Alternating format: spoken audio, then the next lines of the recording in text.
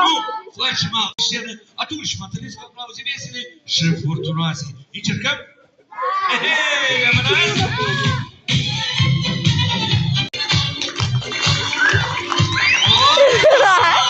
Bravo!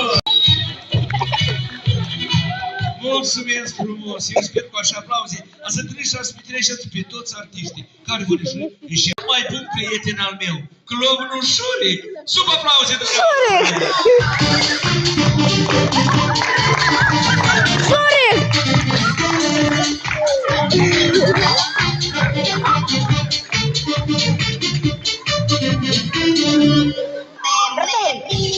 Treci, drăguțule, treci aici!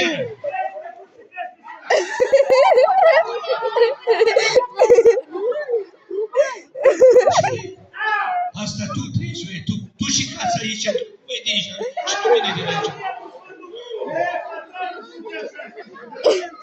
Dragi dictatori, astăzi, noroc, dragi copii, astăzi, vreau să vă spun că am tată. Știi, dar dit mi ori te-ai salutat cu mine copilașă niciodată.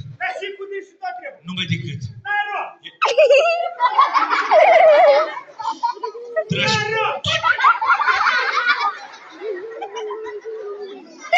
parcă alte cuvinte, nu știi, noroc.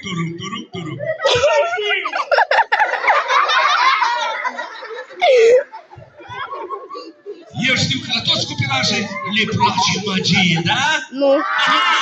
Iar acum, dragii mei, în fața dumneavoastră, maestru magiei, eu, clownul Iuric.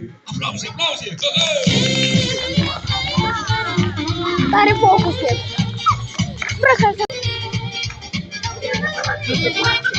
Iuric.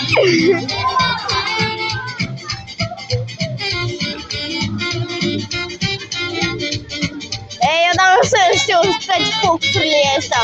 Acolo просто faci odată așa și все, și de tăică.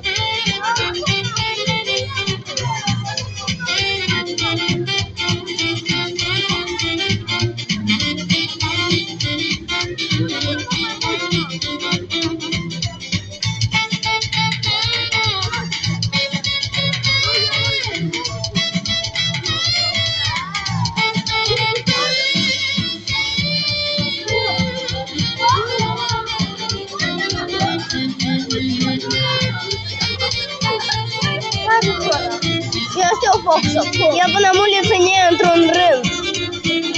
Eu până mult le ține într-un rând, ca să-ți vadă.